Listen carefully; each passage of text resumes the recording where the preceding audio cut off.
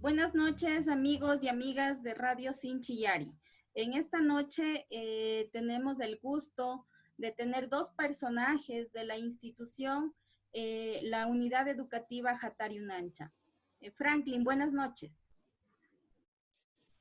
Allituta tukuy mashikunata kay chaski pawayta rikuq mashikunata kutinllatak shamunchik imanalla kankichik mashikuna shinapash kaypi shamunchik rimaringapaq kunan kaypi charinchik ishkay mashikuna achka llankayta rurashkakuna kay ñukanchik hatun yachana wasipi shinallatay ñukanchik runa kawsaypi paykunapaq yanapaykunata ashtawan risichinkapaq kaypi shamunakun shinaspaka tukuykunata alli shamuyta charipaychik nishpa shinaspaka mashi Rodolfo kikinpapacha. Muchas gracias. Muy buenas noches con todas, con todos los amigos, amigas, quienes nos siguen a través de las redes sociales de Sinchillari Radio. Esta noche, como todos los días jueves, estamos con dos invitados muy especiales. Tenemos la compañía de Mary Martínez, una compañera que ha trabajado mucho tiempo en las escuelas indígenas del Cotopaxi, que nos acompaña esta noche. También tenemos al compañero Jaime Salazar, una persona que también ha trabajado durante muchísimos años en el proceso de educación intercultural bilingüe. Con ellos vamos a conversar sobre cosas que han pasado, sobre experiencias, sobre todo enfocados en la educación intercultural bilingüe. Así que les invitamos a que nos sigan a través de Facebook Live y también de la plataforma Zoom. Queremos saludar, ¿cómo estás, Mary? A los tiempos nos volvemos a ver. Buenas noches, Rodolfo. Buenas noches a todos. Porque la pandemia nos ha tenido separados, nos ha tenido lejos, pero bueno, ahora la tecnología nos ayuda mucho para conversar, para estar por lo menos viéndonos a través de la distancia. Mary, queremos que en esta noche nos comentes cómo empezó la propuesta de educación intercultural bilingüe en Cotopaxi. Coméntanos a todos, por favor. Bueno, no sé por qué me preguntas a mí, yo tengo mi edad, ciertamente, pero no tengo la edad de la historia de la educación intercultural bilingüe. De todas maneras, te debo decir que he sido testiga de 3 décadas, ¿no? Y desde hace 3 décadas, yo como estudiante de la Universidad Central me vinculo a Sumbawa y empiezo a escuchar y empiezo a leer. En esos tiempos uno tenía que interesarse, no había quien te dé la información sobre la propuesta, sobre lo que se tenía que hacer, sino que uno mismo tenía que ir insertándose en el trabajo, ir haciendo las cosas que se presentaban, ir leyendo la realidad y después de leer esa realidad, interpretarla y seguir con el equipo, ¿no? Yo creo que la cosa clave ahí era seguir al equipo. Entonces yo llego a Sumbawa en el 1981, pero llego a Sumbawa por pedido de mi hermano que Rodrigo, que en aquel entonces era salesiano. Entonces, él como salesiano conocía de mis capacidades, de mis talentos y simplemente me dijo, Mary, necesito que me ayudes. Necesito que me ayudes un mes enseñando a jóvenes, señores, señoritas, les enseñes a coser. Eso fue todo lo que me dijo en mi primera entrada. Y claro, desde que uno llega, ¿no? Se da cuenta de que esto no era un asunto aislado, no era un asunto puntual. Eso de enseñar a coser a las personas adultas. Mi primer grupo fue de 40 alumnos, hombres en su mayoría, creo que habían 2 mujeres, no había más, que tenían que, yo tenía que en 30 días, ¿no? Entregar un producto que ellos debían aprender a cortar, coser y confeccionar camisa y pantalón, fíjate. Así empecé.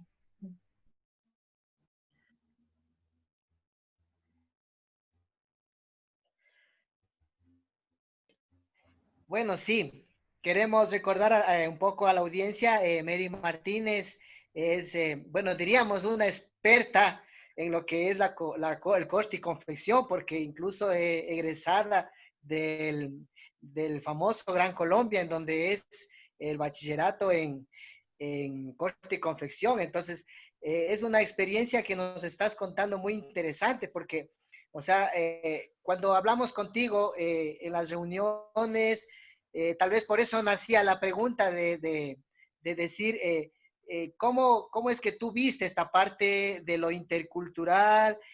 Después que tú llegaste a Zumbagua, ¿cómo viste la propuesta educativa? Porque ahí es cuando tú te decides incluso hasta quedarte en la propuesta, ¿no es cierto? Cuéntanos de esa parte, Mary. Sí, Rodolfo, bueno, yo llego a Zumbagua, como te dije, ¿no? Para ayudar a mi hermano.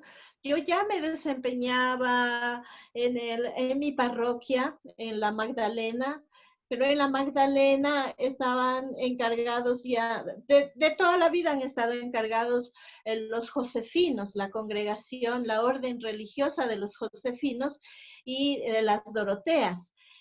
Pero yo en la Magdalena ya ayudaba en la parroquia siendo catequista, animando a los jóvenes. Éramos un grupo juvenil bastante numeroso, ¿no? Jóvenes de los barrios alrededor de la Magdalena, de la Magdalena y de la iglesia, el parque, alrededor de eso, ¿no?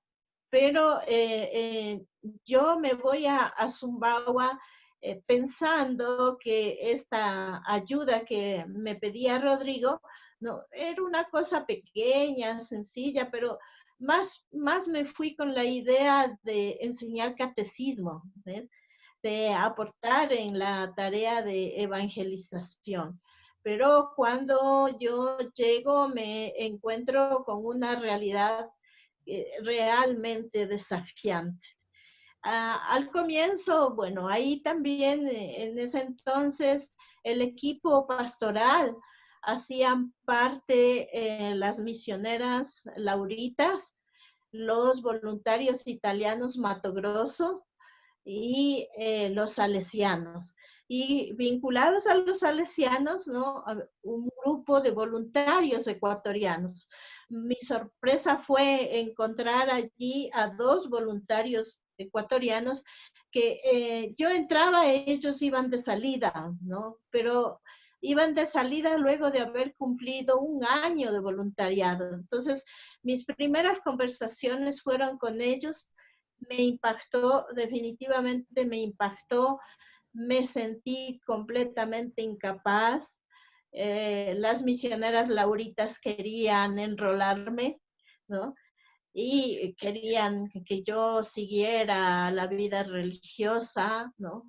Ellas tan gentiles, afectuosas, todo eso me ayudaron mucho en este camino de aprender a trabajar y fueron mis primeros pasos. Directamente me lanzaron a una práctica de educación popular y yo no tenía nada de formación en aquello.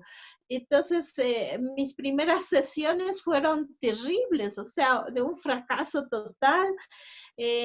Imagínate yo de 17 años, en las noches, en las tardes, primero me dediqué a llorar.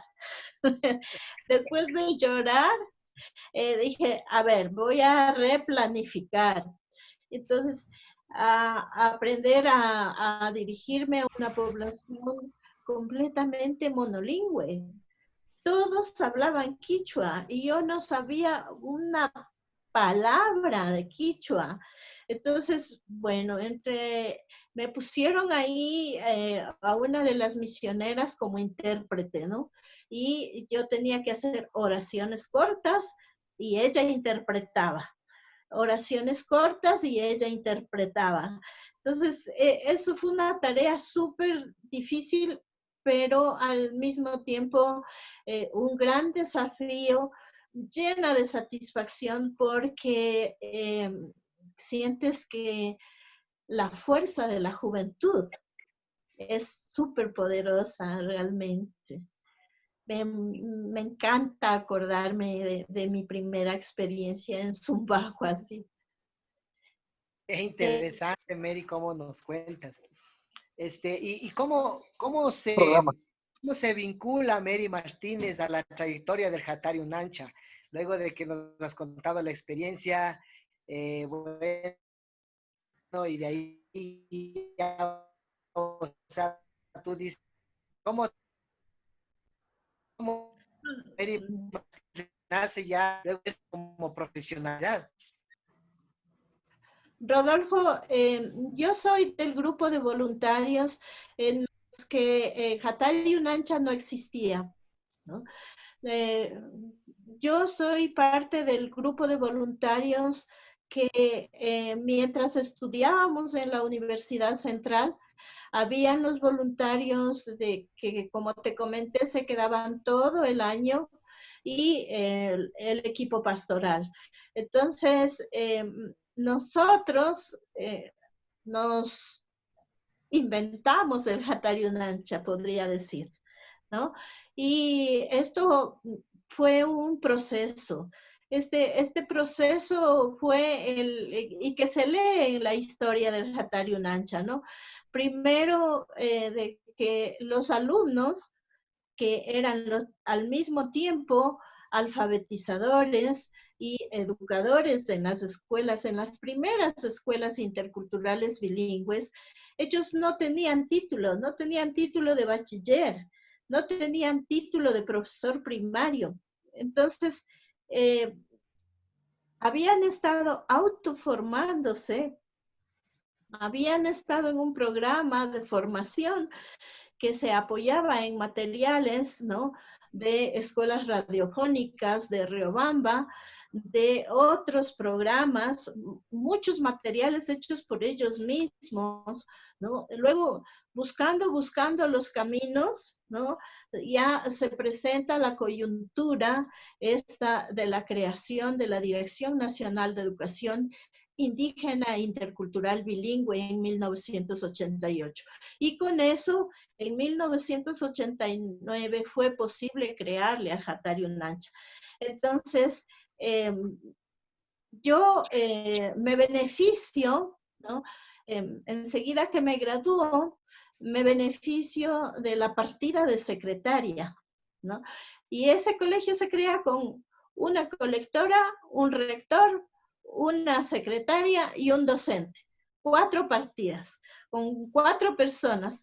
Y así aguantamos un puñado de años que, bueno, siempre el ministerio ha desatendido, ¿no? Ha desatendido con una intención realmente de no permitir que la gran masa de la población acceda a la educación. Entonces, entre 4 asalariados, digamos, ¿no?, nos tocó animar y buscar apoyo y hacer crecer el grupo de voluntarios. Muchísimos años estuvimos grupos de voluntarios, ¿no?, en los primeros centros de Hatari Unancha. Es muy importante conocer la historia, las cosas que han pasado, porque a veces, como no sabemos, no podemos a veces decir qué es lo que está pasando ahora. Y muy importante para lo que vivimos ahora es porque muchas personas, me imagino que aparte de ti hay muchas personas que tendrían que estar aquí en la radio para que nos cuenten todo lo que ha pasado y lo que somos ahora. Es por eso que también le hemos invitado. Bueno, el tiempo es oro y teníamos otras preguntitas para ti, pero también queremos escucharle al licenciado Jaime. También decíamos, justo cuando organizábamos el programa, decíamos a quién les invitamos y dijimos a los dos, porque los dos han vivido, claro que el uno de una manera, el otro de otra manera, pero el licenciado Jaime ya está, en este caso, muchos años en el Jactario Nancha y nos va a contar en esta noche su experiencia, su trayectoria. Para eso, pues, vamos a conversar con el licenciado Jaime. Le damos paso a Yoli. Adelante, Yoli. Gracias, Rodolfo. Sí, en esta noche queríamos de igual manera que el profe Jaime, el más conocido por sus estudiantes durante esta trayectoria en nuestra institución. En esta noche yo quisiera que usted nos comente cómo usted se vincula a las escuelas de nuestra institución, empezando por el proceso de las escuelas indígenas de Cotopaxi. Queríamos que nos comente. Muy buenas noches, Yoli. Muy buenas noches a todos los audientes. Bueno, yo de mi parte soy un ex alumno salesiano de parte del colegio, el técnico Don Bosco. Y allí es donde siempre a nosotros nos de que hay que ser voluntarios. Mi idea era irme al oriente. En esa época el auge del oriente ecuatoriano era pero novedad. Pero el rector de esa época, el padre Román Guzmán, cuando yo le fui a decir que me dé un espacio para que me mande al oriente, y me dijo, ¿por qué no vas a la Tacunga, a Cotopaxi? Tú eres de allá, y allá tenemos una misión. Esa misión se llama Zumbao. Entonces, dije, mucho mejor, ¿no? Yo, sinceramente, conocía Zumbao, la parroquia, la misión. Entonces, yo decidí irme a Zumbagua, obviamente un fin de semana, un sábado, y buscando la misión, buscando la parroquia, llegué. Y automáticamente conversé con, que en ese entonces era el padre Segundo Cabrera, el director, y conversar voluntario, porque esa fue la ilusión de cuando se terminó el colegio, porque es una de las promesas que se hace cuando uno se gradúa de bachiller técnico. Entonces me manifestó que dijo que muy bien, que no había ningún inconveniente. Eso era en el año de 1988. Recuerdo en el mes de marzo, casi fue justo por la Semana Santa. Entonces ahí me invitó a la Semana Santa y me dijo, vente el domingo de Pascua, el domingo de Ramos, para ver a qué hacemos, para que visites. Y ahí yo me recuerdo, pasé toda la Semana Santa, y me llevaron a todos los sectores, visitando todas las comunidades. Y me decía que habían algunos educadores que daban clases en las escuelas de alfabetización, que justamente la licenciada Mary ya manifestó. Había gente adulta, terminado la instrucción primaria, pero que eran profesores en las escuelas, que en ese entonces se llamaban las escuelas indígenas, la EI. Cada sector que iba presentándome a los profesores, a la gente, y decía, él es profesor, él es educador, mira, él va a ser tu alumno, y él también le decía al alumno, mira, él va a ser tu profesor en este año. Y se inició el año a dar clases, primer curso, ¿no? Primer curso a todos los profesores educadores bilingües, que en ese entonces solamente eran terminados la instrucción primaria. Y ahí iniciamos el año lectivo 1988-1989. Iniciamos en esa época con IFEYAL, con Fe y Alegría. Obviamente ahí fue primer curso, segundo curso y tercer curso. Ya luego, obviamente, que el tercer curso ahí hacíamos ya, desde ahí ya iniciábamos ya también haciendo los talleres, ¿ah? Obviamente los talleres de carpintería. Enseñábamos a hacer cajones, baúles para que guarden la ropita. Yo recuerdo eso.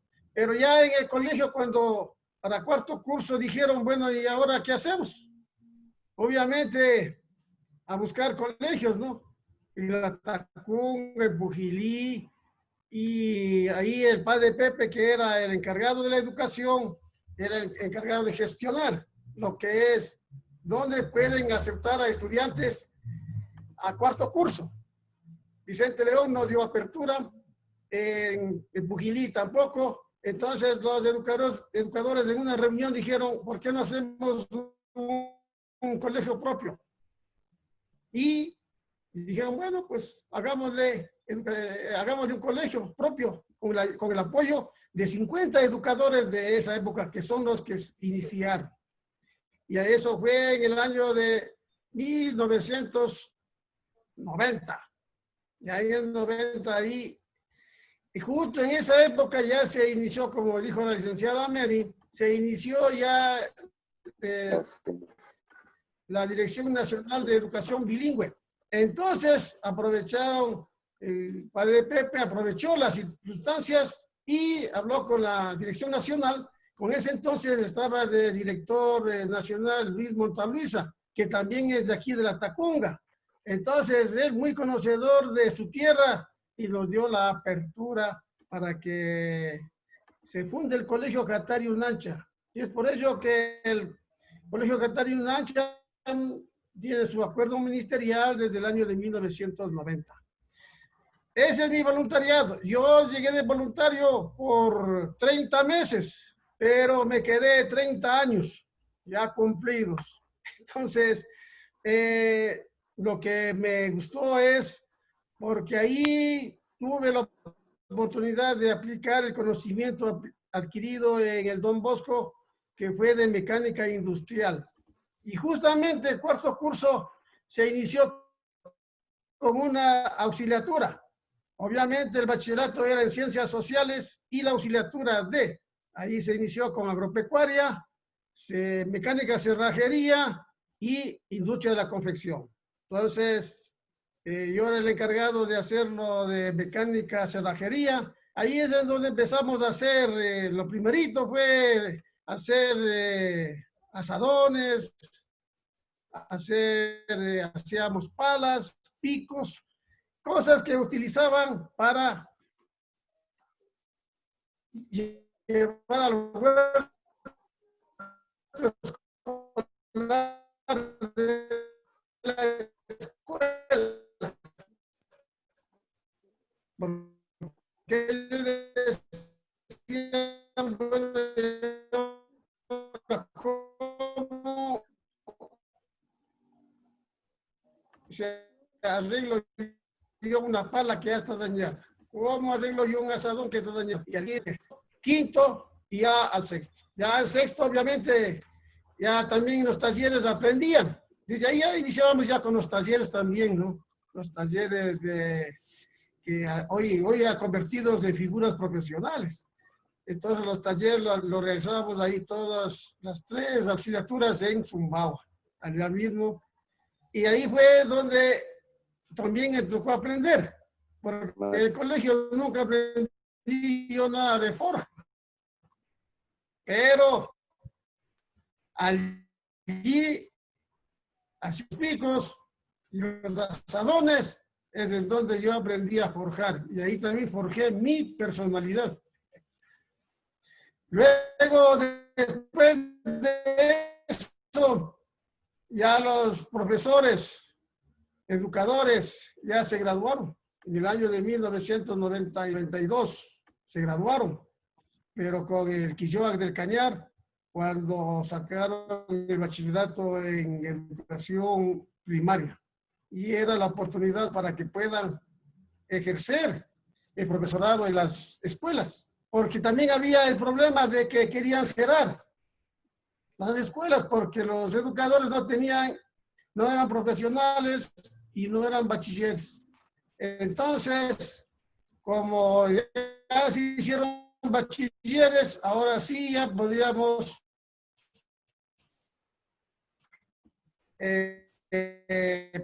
hacerle Muy interesante todo lo que nos está comentando, profe Jaime. las ¿Me escuelas. escucha? Y ahí es donde se formó el CI. Sí, claro. Ahí en la se componían 54 escuelas. Y los profesores también iban aumentando. Los educadores terminamos con casi con 120 educadores ya bachilleres.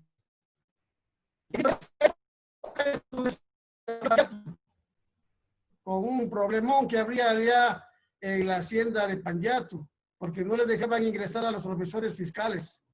Entonces ahí el CI, estamos como voluntarios allá de las clases, apoyando a las escuelas.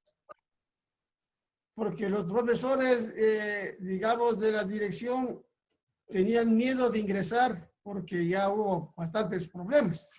Pero nosotros nos ideamos para poder ingresar por lugares un poco estratégicos. Y por eso ahí en la zona de Panyato, arregló seguido de lo que fue Zumbagua, Pujilí, Guayama y Chuchilán, se abrió también allá en Panyato. Eso ya es por el año de 1993. Muchas gracias por comentarnos cómo usted se ha vinculado a este proceso. De igual manera, la trayectoria que inicia en nuestra institución. Yo quería ver también si usted nos comenta un poquito sobre la metodología que nuestra institución tiene, ¿no? Usted, con la metodología que usted ha aplicado en el aula, ¿usted qué parte positiva ha visto de sus estudiantes que ha finalizado el bachillerato? ¿Cuál es la parte positiva que usted ha visualizado, ha observado? ¿Algún cambio dentro de las comunidades donde ellos viven? ¿Qué es lo que usted ha observado con la metodología que aplica de este proceso de igual manera en nuestra institución? Bien, desde el inicio, bueno, generalmente empezando de la preparación que uno tiene, lo dan a nosotros desde la teoría a la práctica. Todo es así. La mecánica, la electricidad, la matemática, la física, nosotros teoría y luego la práctica, si es que hay tiempo. Pero al momento de llegar a Zumbagua con los chicos, los adultos, los jóvenes, niños, se ve que hay que hacerlo al revés. El producto hecho, ahí con ese producto, viéndole en el objeto, en físico,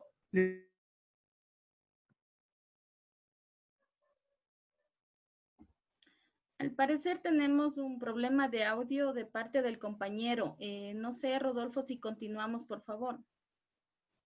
Bueno, muchas gracias, Yoli, hasta que resuelva un poquito el problema de audio el Listen Jaime. Continuamos en esta noche. Muy interesante los que nos cuenta el Listen Jaime, porque vamos aprendiendo cada día más. Esto no se ve el día a día del trabajo. La historia solo queda contada de esta manera, de eventos como los que estamos haciendo, recogiendo las memorias, recogiendo las experiencias de todos nuestros compañeros que han pasado y están pasando por el Jatario Nancha. Mary, ¿cómo después de que tú has trabajado ya la parte de la industria de la confección, la parte pedagógica, la parte incluso de las asignaturas, como les llaman ahora. ¿Qué cambio tú has visto ya en las comunidades durante todo este proceso educativo en las comunidades indígenas? Uf, cambios realmente significativos. Cambios en la misma unidad educativa que trabajamos ahora, ¿no? Porque tanto en el nivel primario que era antes, ahora educación general básica, ¿no? Y hasta la básica superior, siempre estuvimos innovando, actualizando la malla curricular. La malla curricular, nosotros, después de un trabajo muy arduo y muy participativo, es en 1900, a ver, antes del 2000, ¿no? Ya la veníamos trabajando en 4 ejes, terminamos de actualizarla y el Ministerio de Educación interviene. Después del 2000, los intentos del Ministerio de Educación con 2 reformas curriculares intentaban anular todo lo que en educación intercultural bilingüe se hacía. Entonces, desde la Dirección Nacional de Educación Bilingüe, el trabajo curricular en el MOSEIP y del MOSEIP aterrizar a las localidades, eso era un trabajo de mucha producción teórica e intelectual. Ahí debo reconocer que siempre tuvimos un gran equipo pensante, un gran equipo en el nivel profesional que nos permitió, digamos, de que tanto en la DINEIB, en el ministerio, respetaran nuestros procesos. Y esto, como era altamente participativo, ¿no? Siempre estaba vinculado a la realidad, siempre partiendo de la realidad, leer la realidad, aprender y esos aprendizajes, incorporarlos a la vida de la gente, siempre definitivamente fue un aporte a la organización. Y te estoy hablando de la organización de las comunas, de la organización de cuando las comunas se juntan, ¿no? Y forman lo que hoy se denomina la organización de segundo grado, este colectivo de comunas, ¿no? Y van construyendo sus proyectos, ¿no? Sus proyectos propios, sus proyectos no solo en lo político. O sea, la zona del Quilotoa, no solo Sumbawa, toda la zona del Quilotoa extendiéndose hasta Angamarca y de Angamarca a Panyatu, por el otro lado Sixchos, ¿no? Por el otro lado el Bajío, que le llamamos a los cantones Pujiliza, Quisilí, ¿no? Y hacia el occidente con Pangua y Huasaganda, Pucayacu, ¿no? Siempre han sido altamente organizados políticamente, pero más allá de politizados también en acciones de emprendimiento colectivo. Para ello, primerito, había que ser dueños de la tierra. Entonces, luego de alcanzar el territorio, en ese territorio, a ver, vamos a producir, a cambiar prácticas tecnológicas, ¿no? Que mejoren los rendimientos productivos y con esos rendimientos productivos, pues siempre invertir y volver a invertir en la educación. Eso definitivamente es algo que yo siento que soy una privilegiada, ¿no? De haber visto, ¿no? De cómo la gente se moría de hambre, se moría de desnutrición, se moría de enfermedades que podían ser controlables, ¿no? Ahora es impensable, ¿no? Nadie a veces no quiere creer mucho.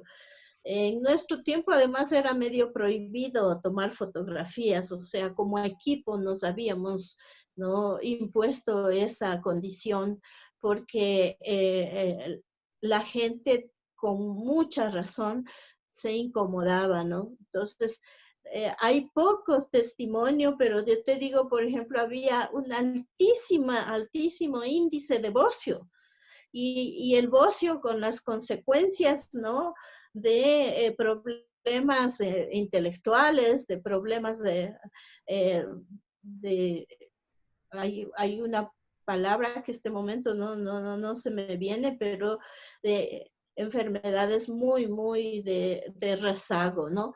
Entonces, he visto pasar más de 3 generaciones, ¿no? Y en nuestros centros todavía aparecen los abuelos y que fueron primeros alumnos, los padres y sus hijos. Entonces tenemos como 3, 4 generaciones de chicos graduados en este tiempo, ¿no? Qué interesante. Más que nada, a veces nos ponemos a pensar y por ejemplo, todas las organizaciones políticas, organizaciones comunales, es fruto del trabajo casi de 30, 35 años que ha venido haciendo el CEI y el Jatari Unancha. Entonces, ese cambio que tú nos mencionas es la organización en donde solo eso les puede sacar a los pueblos adelante. Entonces, yo pienso que el trabajo que ha hecho el CEI y el Jatari Unancha con los voluntarios, con la gente que tú has mencionado, que obviamente faltarán bastantes que nos menciones, es muy halagador, es muy satisfactorio conocer más que nada a esta generación, porque como tú dices, han pasado ya 4 generaciones y muchos de nosotros a veces esta parte no sabemos. Y así que invitados todos a conocer lo que nos estás comentando y obviamente habrá mucho más de que nos comentes, o sea que otro rato te estaremos molestando, Mary, para que nos sigas comentando porque el tiempo es como dicen los mayores, ¿no? El tiempo es oro y entonces a veces es muy, no sé cómo me sale esta palabra, pero tenemos que trabajar sobre esto, sobre la memoria, sobre las cosas, como nos dice nuestro líder. Siempre hay que trabajar sobre la memoria, no solo de la palabra, sino de muchas experiencias y cosas que estamos viviendo en este día.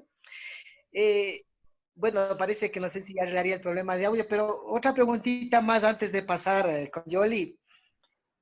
Para ti, ¿qué fue lo más complicado que hubo en el proceso de las escuelas indígenas?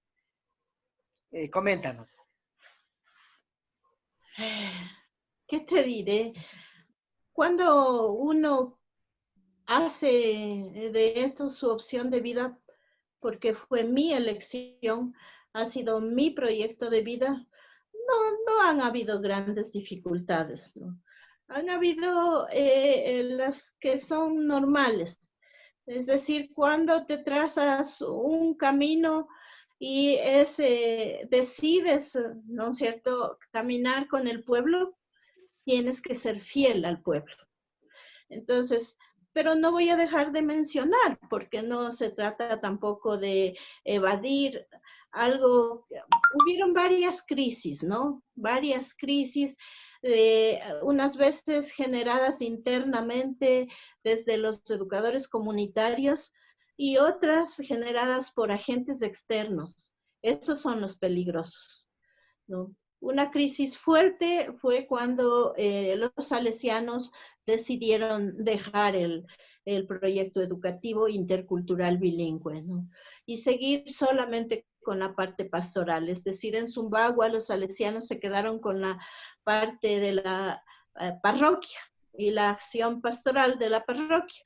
y no siguieron con el proyecto educativo. Entonces, allí también Pepe toma una decisión, ¿no? Toma una decisión de manera muy coherente con su propia vocación sacerdotal, con su fidelidad al proyecto del pueblo indígena. Eso podría decirte, eso, bueno, nos comió un poco de energía, ¿no? Pero ayudó en cambio al crecimiento desde dentro, al fortalecimiento institucional. A ver, hasta dónde, como creo que cuando los papás ya sueltan al guagua que camine solo, ¿no? Pues se cae, se levanta, se cae, se levanta, pero ya, y el guagua agarra seguridad y va sin parar. Sí, Mary, justamente lo que dices es muy cierto. A veces en las crisis nacen las cosas, nacen las ideas, a veces en los problemas nacen y en las necesidades nacen muchas innovaciones. Entonces, muy cierto lo que nos acabas de comentar. Yoli, no sé si ya arreglaron, se arregló el problema del compañero Jaime para que sigamos con la entrevista. Adelante, Yoli. Sí, nos estaba comentando un poquito el profe Jaime sobre la metodología que él aplicaba en el aula. Y de esta metodología que ha aplicado en el aula, ¿qué es la parte positiva o la parte relevante que ha visto en los estudiantes, el cambio dentro de las comunidades? Profe Jaime, no sé si ya estamos con el audio.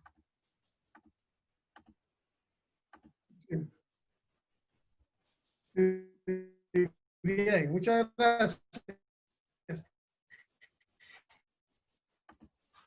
El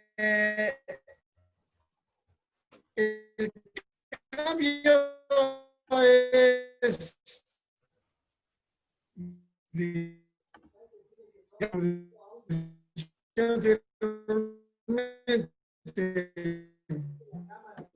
la metodología de la práctica a la teoría. Ellos viendo el objeto que pueden redactar, que entonces empiezan a redactar su propia experiencia, cómo realizaron ese objeto. Hablo desde el punto de vista de la mecánica, ¿no? Ahora, desde el punto de vista de la matemática también.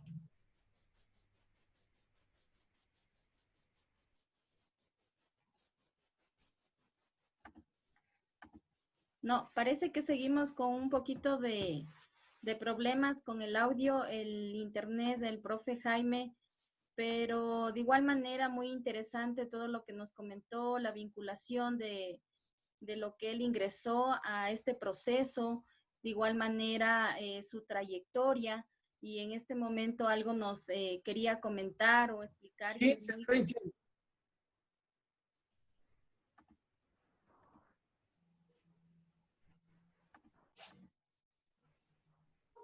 Bueno, Rodolfo, continuamos. No sé si ya, profe Jaime, estamos ahí con el audio. Sí, ya está. Sí, gracias. Listo. Entonces, eso me manifestaba, de que se pueden redactar ya, viendo el objeto construido, viendo el objeto realizado, los alumnos pueden redactar fácilmente cualquier cosa que le pongan al frente. Es así que también en las tesis de grado se hace la práctica, van a los talleres, realizan, construyen, sale el producto y empiezan a redactar tal cual como iniciaron, como empezaron a hacer. Entonces, es un logro muy interesante. Claro que al momento de redactar hace falta un poquito ya de ortografía. La caligrafía tiene muy buena, pero la ortografía siempre un punto, una coma, una tilde, siempre falla. Pero la idea central ya lo tienen bastante definido. Ya, muchas gracias, profe Jaime. En esta parte, usted, ¿qué parte relevante usted ha visto en las comunidades? los estudiantes, con todo este proceso que reciben en nuestra institución, conocemos que algunos son líderes en cada uno de sus comunidades, y de igual manera, ¿no? Ellos cómo lo aplican en esto que usted nos está un poquito explicando, lo que usted trabaja en aula.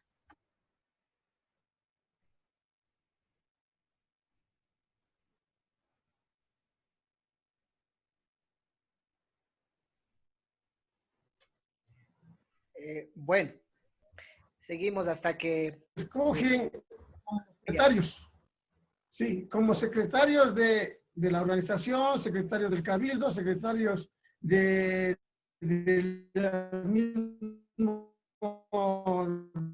de padres de familia, reunión de jóvenes. Entonces,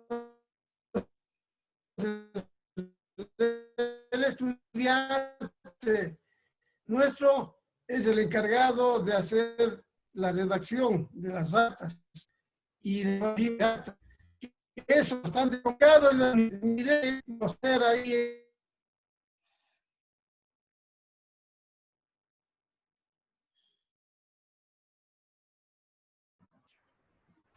Bueno, Elise, muy importante lo que nos comenta en esta noche. Nuestros estudiantes pues asumen responsabilidades en las comunidades y eso pues es el trabajo de todos, del todo el Jatari Unancha. Bueno, para seguir en este conversatorio, simplemente dialogando que le hemos denominado en esta noche, queremos darle el paso al compañero Franklin, que también te quiere preguntar, también quiere conversar, aunque sea una preguntita, quiero hacerle a la Lisa en Mary, me dijo. Entonces, aquí estamos, Franklin, adelante. Bueno, agradecerles por igual continuar con nosotros en la radio Sinchiari, pues claro, sabemos del trajinar y el caminar, ¿no? Por los chaquiñanes y senderos, quizás de las comunidades de la zona del Quilotoa y también, como mencionaba, por las zonas quizás de acá de Saquicilí, de Pujilí, igual por el subtrópico. Entonces, creo que ese caminar ha sido con un gran alto espíritu de compromiso hacia la población, ¿no? Donde están quizás más alejadas de la urbanidad. Una pregunta a la Licenmeri, pues quisiera que nos comente que en ese caminar de pronto, ¿qué es lo que más le impactó, quizás en ese momento, ¿no? De pronto nos puede recordar de pronto alguna cosa que le haya impactado en su vida. Muchas cosas, pero porque, como te dije, el Colegio Jatari Unancha, ¿no? Muchísimos años estuvo solo con 4 personas asalariadas. Entonces teníamos que buscar apoyo. Entonces en ese buscar apoyo, gracias a Dios pudimos encontrar aliados, ¿no? Aliados desde Francia, y desde allí, en Francia se tiene un concepto bastante desarrollado del tema de la solidaridad. Entonces, el tema de la solidaridad no visto como caridad, ¿no? No visto como ayuda humanitaria, sino para desarrollar. Entonces, por eso, y como nos comprometimos a eso, entonces yo casi no me desempeñaba como secretaria. Siempre había una voluntaria, un voluntario que me daba, si quieres, me daba haciendo las cosas, porque yo siempre estaba en otras cosas. Y en esas otras cosas tenía que estar mucho tiempo en las comunidades, con los dirigentes, con los educadores, con los grupos de mujeres, ¿no? Y no capacitando, no. Muchas veces el padre Pepe de chofer, ¿no? Y yo acompañando a algún herido. O sea, el carro del padre Pepe ha sido medio camión, ha sido ambulancia, ha sido... ¿no? Y directo a Quito, gracias a Dios.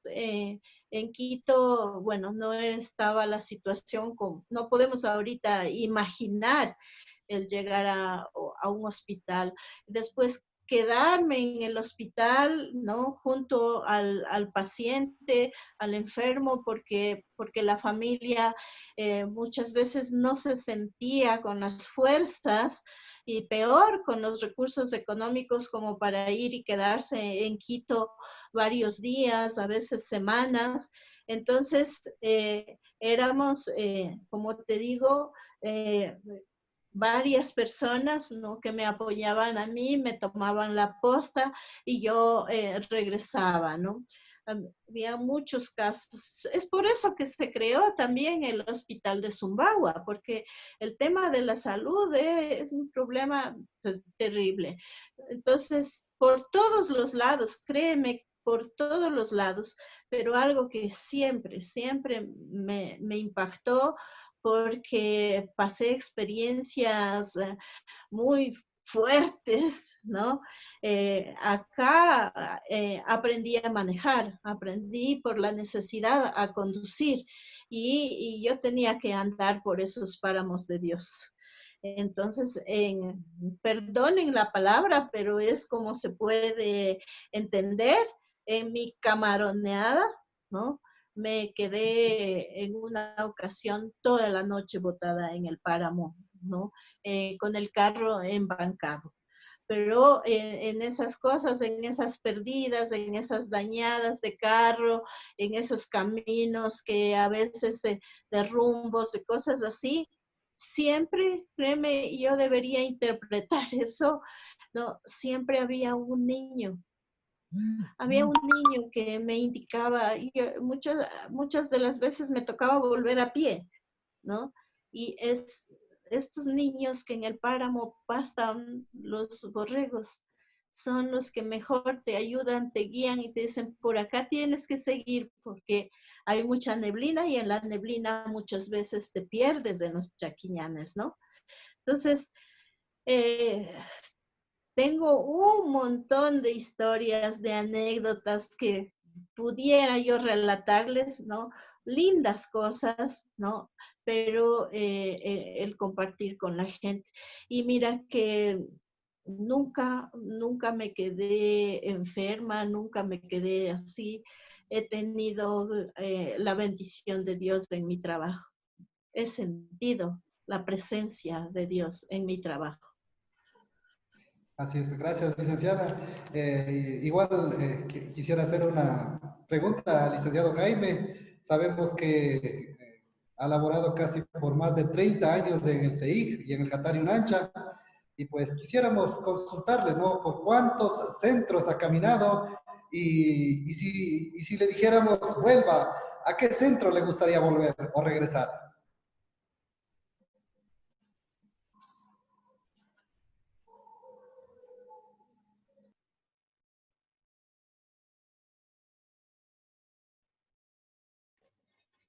Al parecer, al parecer no lo escuchamos, dicen Jaime. Bueno, en la pregunta, esperemos que un poco reactive ya el audio. Muchas gracias, Franklin. Le volvemos a hacer la pregunta más despuesito. A ver, dicen, está por ahí. No sé si dice Jaime nos está escuchando, pues quería hacerle la consulta.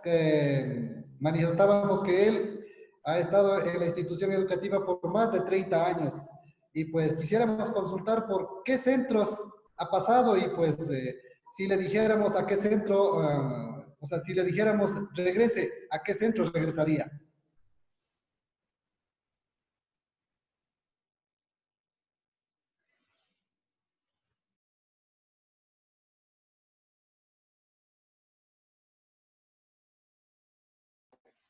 Bueno, ojalá después pueda reconectarse el audio del dicen Jaime.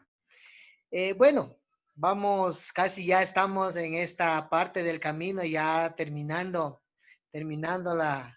la transmisión. Queremos en especial agradecer a los dos invitados, pero Yoli también quiere preguntarte quiere hacerte una pregunta, igual no me dijo, y yo también quiero preguntarle, entonces adelante, adelante, Yoli. Bueno, yo más que pregunta, quisiera que Mary nos comente de todas las anécdotas que manifestabas, de que tienes, ¿no? Y en especial pienso que esas anécdotas son con los estudiantes, porque como tú mismo nos decías que la parte de secretaría siempre había alguien que te ayude por el momento, ya que tú estabas en otras cosas y esas otras cosas también nos han contado que es dentro del aula compartiendo con las estudiantes de industria de la confección. Entonces quería que más bien nos cuentes una de esas anécdotas con tus estudiantes. A ver, he tenido muchísimas, como les digo, anécdotas. Bueno, las anécdotas siempre te animan en la vida, te animan a continuar, ¿no? Una de esas es la que, bueno, siempre, y creo que hasta ahora, ¿no? Nunca estamos completos. Siempre nos faltan y por eso también siempre estamos buscando e invitando a voluntarios, pasantes, ¿no es cierto? Ya. Y a mí me pusieron unas clases, ¿no? En Huangaje, en una comuna de Huangaje, me pusieron unas clases en la mañana y otras en la tarde, en Sumbawa. Entonces yo tenía que ir en la mañana, dar clases en Comuna Huangaje y luego salir, regresar e irme a Sumbawa, ¿no? Y en una de esas no estaba conduciendo yo, iba conduciendo una misionera, Laurita, ¿no? Entramos en la mañana con neblina y yo corriendo a dar la clase. Y no tenía que ocuparme del carro, ¿no? Pero ella había dejado luces encendidas, ¿no? Nos quedamos sin batería y yo tenía que regresar a dar clase en Sumbawa. Y ya mi jefe ya era el rector, el padre José Manangó. Entonces, eso fue lo que me pasó. Ya, y fui a llegar a Sumbawa a las 3:30 de la tarde. En 3 vehículos monté en una volqueta, en un camión, en no sé qué. Entonces, partes a pie, partes andando, decimos, ¿no? Pero, y claro, apenas llegué, pues, con el llamado de atención verbal que se merecía. Bueno, pero cuando entré en mi aula, ¡oh, sorpresa! ¿Ya? Mis alumnos estaban trabajando de manera autónoma. Es decir, yo sin darme cuenta, ¿no? Había ya transmitido, ¿no? Una metodología. Entonces, el grupo no necesitó casi de mi presencia y siguieron trabajando de manera autónoma. Y yo creo que esto es una cosa que a veces los docentes no reconocemos, ¿no? La fuerte motivación que tienen nuestros alumnos, la hambre, la ansiedad, el hambre del aprendizaje que tienen. Entonces, ellos no son arriados. Ellos siempre nos van llevando adelante, adelante, y eso ha desarrollado en todos nosotros, creo, una gran capacidad de seguirnos planteando siempre nuevos desafíos, a quedarnos inconformes. Y el tema no es solamente, no pasa solamente por la planificación didáctica, no pasa por eso. No, pasa también por una suerte de aparente improvisación, pero que después tiene que ser sistematizada, reflexionada y vuelve a tomar, ¿no? Bueno, muy interesante tu anécdota y nos hace recordar que cada uno de nosotros también hemos pasado varias anécdotas pero lo que tú nos comentas es ese aprendizaje, ¿no? Para nuestros estudiantes y bueno, también quisiera que nos ayudes con un mensaje para mis compañeros, ¿no?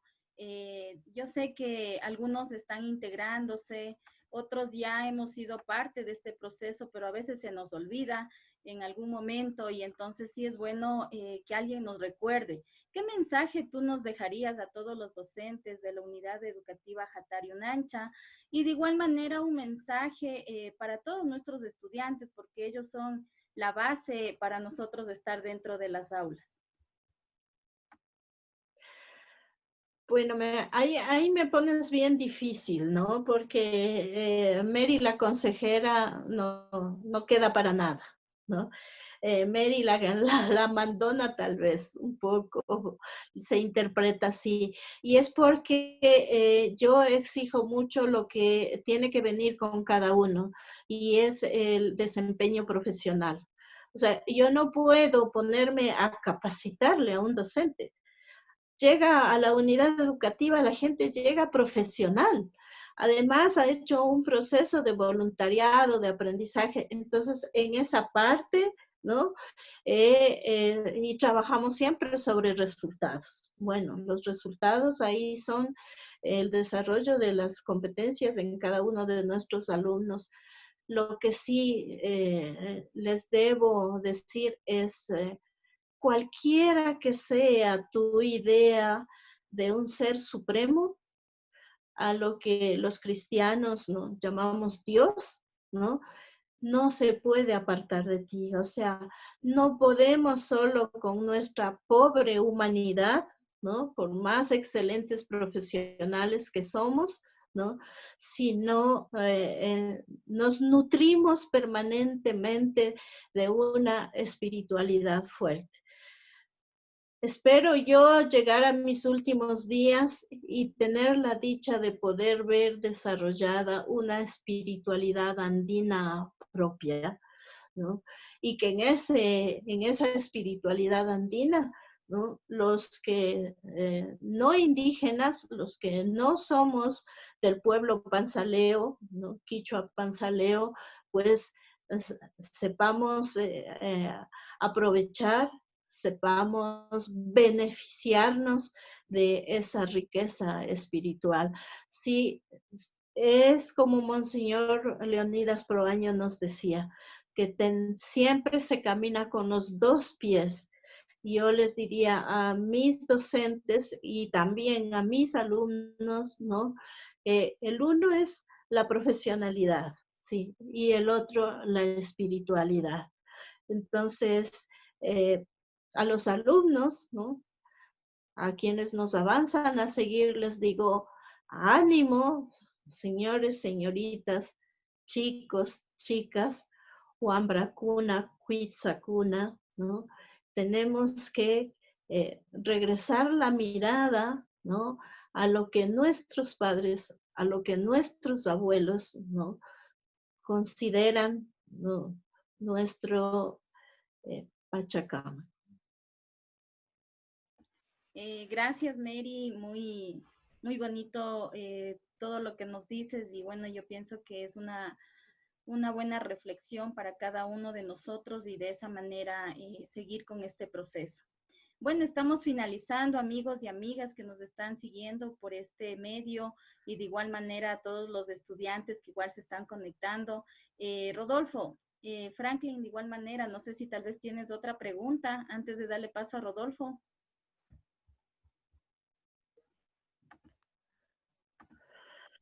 Rodolfo. Bueno, muchas gracias, Johnny. En esta noche, pues quisiéramos que el área de Quichua siempre nos está acompañando y en esa parte quisiera pues agradecer mucho al área completa porque cada semana siempre hay una persona que nos acompaña en esta parte de la interpretación, de los saludos y también de algunas preguntas. Entonces quisiéramos que en esta noche, Franklin, nos interpretes para nosotros y para los que nos sintonizan en las comunidades, que es muy importante la lengua materna. Quisiéramos que Franklin nos interprete lo que ha pasado esta noche. Franklin, adelante. Franklin, no sé si es que podemos, yo creo que se encuentra el Listen Jaime. Al parecer creo que tuvo problemas. Ya está. No, ahí está ahí, pero ahí ya está ahí. Ya.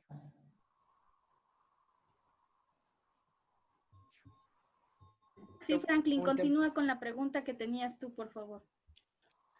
Sí, Lisa Jaime, le vuelvo a hacer la pregunta. Hace un instante no pudimos tener comunicación en vista de que teníamos fallas en el audio, pero le decía, Lisa Jaime, si nos puede comentar, usted está casi más de 30 años cumpliendo su labor como docente en el CEIG y también en el Jatario Nancha, y también ha pasado por algunos centros. Entonces, le manifestaba o le preguntaba de que si le dijera, vuelva a un centro, ¿a qué centro volvería usted, dice Jaime?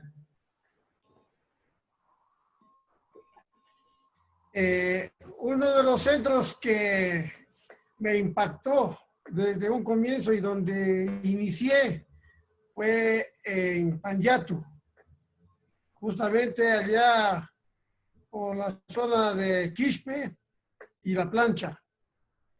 Son lugares que son de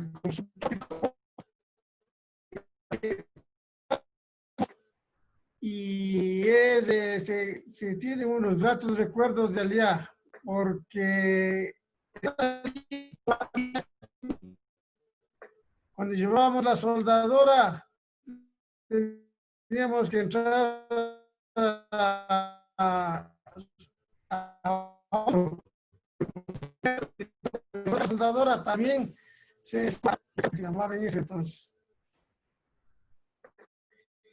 Quisiera regresar allá es para ver qué tanto ha desarrollado, porque en la época cuando se ingresó allá,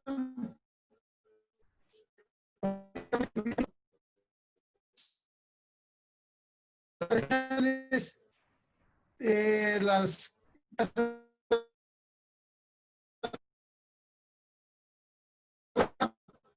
y pues veo que ya es grande.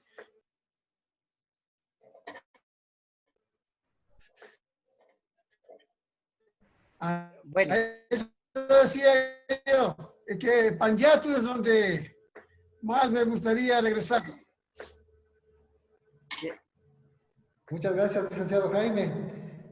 Igual agradecer a los panelistas que estuvieron hoy presentes en este conversatorio, conociendo más de nuestra institución educativa, igual el trajinar quizás y también la experiencia, ¿no? Y el caminar de cada uno de los compañeros docentes que forman parte del CI y también del Jatario Nancha. Damos paso a Rodolfo. bueno, muchas gracias. Más que nada, pues gracias a todos. Quisiéramos que nos ayudes, Franklin, ya con la interpretación para luego de eso ya dar terminada nuestra transmisión. Agradecer a todos quienes nos han. Shinamikan yupaychanchik kaypi ñukanchiwan pakta kashkamanta kay chaskipawa Zoom shinallata Facebook Live rico mashikunata yupaychanchik kay pachapi charishkanchik Master Mary Martínez shinallata Master Jaime Salazar paykunami astawan ñukanchiwan pakta kashka paykunami astawan ñukanchiwan rimashka imashina kay 15 chunka watakunata kay Cotopaxi marcapi llankashpa shamushkamanta imashina chayamushkata chaykunata ñukanchiwan risichishka Kallari Pachapika paikunaka sumbawa kitishipi kallarishka chaypika yapaka kari kunami yachakukuna kashka ashalla warmikunami kashka nishkakuna shinapas kuna pachakunapika ña yapa astawan paktalla yachakukuna tacharlinchi kari kashpapas shinallata warmi kashpapas shinapas Master Mary Martínez yapaka nishka paika kay sumak yachana wasi Universidad Central, chaypi hasta Yachaco Cascamanta, chaypika hasta Paipai Wauki, Mashi Rodrigo, Paimi hasta Kayashka, shamupa yanapay nispa astawan kayashka. Chaymanta miña payka ña kay Sumbawa kitisipi sakirispa, riksispa, astawan ayllukunata yapa riksispa, rikushka paykunapa ima mutsurikunata astawan rikuspa, astawan payka ña sakirishka paypa yachayta astawan tukuykuna rikuchispa. Shinallatak Mashi Master Jaime Salazar, paypash astawan Sumbawa kitisipi kallarishka yachaykunata astawan paypa rakishpa yachakukunaman. Shinaspaka astawan tukuykunata ashkata pacha yupaychanchik ñukanchiwan kashkamanta shamuq muchapi shinallatak kaykunawan pactalla kajushun, kutishun rimaykunata charishun, kutishun, shinallatak yachachik mashikunawan ñukanchikmanta astawan ashkata pacha yupaychanchik y ninchakama. Muchas gracias, compañero Franklin. Bueno, en esta noche queremos agradecer a todos quienes han llegado acá a esta transmisión de Sinchillari Radio. No se olviden que todos los jueves vamos a estar siempre trabajando, siempre compartiendo, dialogando con personajes que están dentro y fuera del Colegio Jatario Nancha y también del CEIG. Queremos agradecer en esta noche a Mary Martínez. Muchas gracias por acoger nuestra invitación y no te olvides que te estaremos invitando nuevamente porque nos falta mucho por conversar. También a Magíster Jaime Salazar, que también estaremos, pues, ojalá ya para la próxima, estaremos también invitándole. Y la otra semana nos estaremos viendo por esta misma plataforma y también transmitiendo por nuestra red social en Facebook de Sinchillari Radio. Queremos, pues, terminar con una canción, con la parte cultural que siempre maneja la radio Sinchillari. Muchas gracias a todos quienes nos acompañan también en la plataforma Zoom en esta noche. Adelante.